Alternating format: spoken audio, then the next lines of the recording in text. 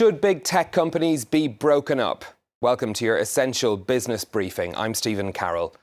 In today's show, we're looking at one of the biggest dilemmas of the digital age, regulating the corporate giants of the technology world. In the United States, investigations into the power these firms have are multiplying, with the Justice Department, Congress, and state attorneys general among those on the case. Now, academics are looking at solutions too, with a group coordinated by the Stigler Center at the University of Chicago's Business School, publishing a detailed set of recommendations earlier this year.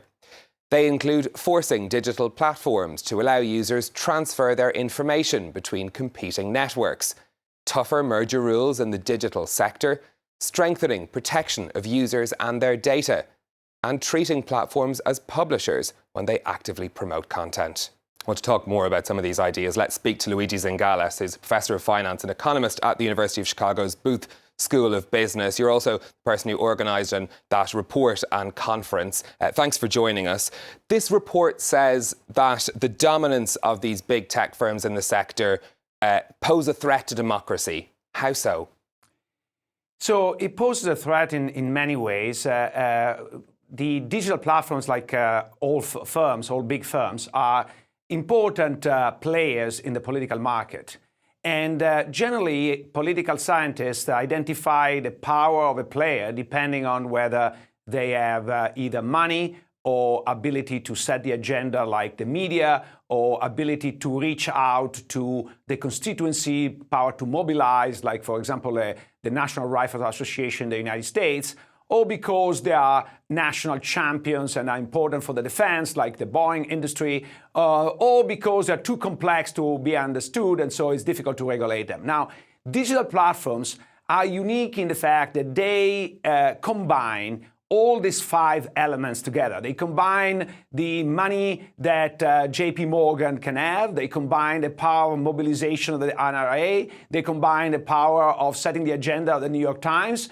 They combine the power of national champion of Boeing and the complexity that the nuclear power industry or the banking industry has. So all these things are together, and they can affect elections, like we know all the discussion about Facebook and the 2016 election, but what people don't fully appreciate that potentially a change in ranking of searches by Google can make a candidate elected or not. So I think that there is a potential threat that is very, very large.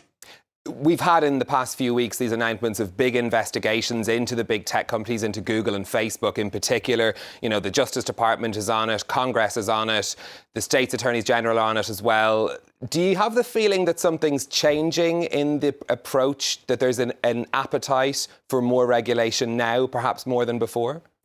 I think that certainly there is more than before, because before was zero, so any little step is positive in this direction. But I welcome the investigations. I think that these are the first step. One of the things that we don't fully appreciate is that these huge entities develop completely unchecked, and they control their own data. So while in the past I could see what you saw on TV, I don't know what you see on your Facebook feed or your Google feed, because those searches or those feeds are individually specific, and so the company can change them the way they want. And so if we want to have any sense of what impact they have, we need to have access to the data. Now, the data are controlled by the companies themselves.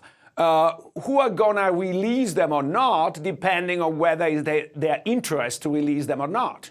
So I think you need an external authority. The Stigler report talks about the digital authority with the power to access those data, analyze those data in an independent way, and see whether some of the concerns we have are founded or not. It's well possible that some of the concerns are not founded, and we shouldn't proceed. But unless we investigate, we don't know. One of the things that we always worry about with regulators is that the companies, especially big companies, will have too much influence on them. Why do you think a digital authority could succeed where the likes of the Federal Trade Commission haven't been able to with these companies? So I think that your concern is a very legitimate concern, a so-called capture. And we know that the more specific a regulation is, and the more can be captured by an industry. So that's the reason why one of the suggestions is put this digital authority under the Federal Trade Commission umbrella, so not to be a separate authority, but to be embedded in a framework that already exists. And the FTC, at least historically, has done fairly well. Now, recently has not been very active, but because there was no political will. So the question is, can an authority, if there is political will, act? And I think the answer is yes, but we need to be concerned in the designing of its authority and its accountability to make sure that it's not completely captured by the industry. Is there a political will to create that authority, do you think? Or will we need to wait, for example, for a change of administration in the US for that to happen? I would be surprised if this administration were to go ahead, but you never know. I think that one thing we learn about Trump is that it's hard to predict. He changes his position fairly frequently, and sometimes might end up doing the right thing for the wrong reasons. And so it's hard to predict. Do you think any of the current investigations will yield any concrete results? I think that this is a first step and depends very much on how these investigations are conducted. I think that the potential of finding stuff out is large. There needs to be the political will and also the money dedicated to this. And since this is not a simple thing, you need technical people who analyze this data in a systematic way.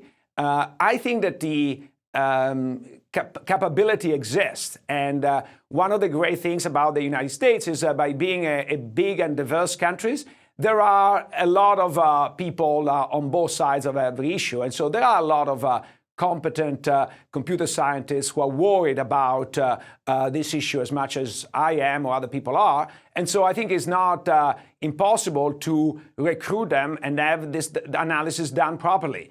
Again, whether there is this will, and of course this is not going to be cheap because you need to attract talented people. So if there is a political will to spend money in this investigation, I think can be very useful.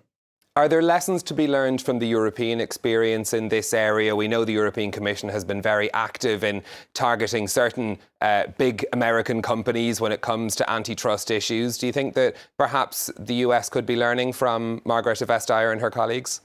I think that the United States could. Now, unfortunately, in the United States, there is a bit of skepticism claiming that Vestager has acted mostly in the interest of European companies and not in the interest of the marketplace.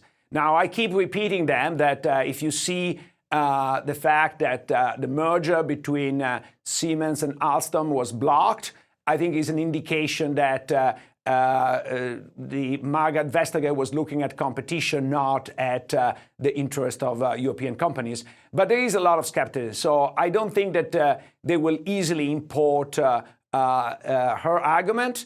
But I think is an important precedent that cannot be ignored. You were speaking to us from the University of Chicago, which is famous for the free market approach to regulation and other things. Is it time to move on from that philosophy, do you think? I think that very often there is a misunderstanding of what the word free means. If free means without rules, that's not a market, it's a jungle. I think that the market does have rules. The question is how many rules and who set those rules. I think that's important. But there is a very long tradition at Chicago that goes back to the 30s and 40s of enforcing antitrust and seeing antitrust as a necessary element to a well-functioning market. So I think that simply the pendulum has shifted and there is more interest in enforcing antitrust than in the past. Do you feel that the ultimate solution will be to break up these big companies, break up Google and break up Facebook? I think that it's not obvious that breakup will solve all the problems. I think that consider, for example, Facebook. I'm not a lawyer, but I think there is ample ground to justify a breakup Facebook from Instagram and WhatsApp because it was a mistake to allow the acquisition. However, if we think that really the problem is that these markets tend to a monopoly, that there is a winner-takes-all kind of framework, breaking up Facebook from WhatsApp and Instagram will only create temporary competition, a temporary fight for dominance, and then eventually one of the three will prevail, and we're back to square one. So I think that particularly in the social media market, we should think about more subtle and more radical and more permanent remedies. For example, interoperability.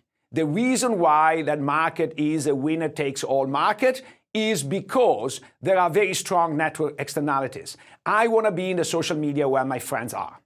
How do we break this network externality? There's a very simple concept which is called interoperability. That's the stuff we use in phones. The reason why I'm not concerned if I have an AT&T phone and you have a Verizon phone is because AT&T is forced to take phone calls from Verizon and vice versa.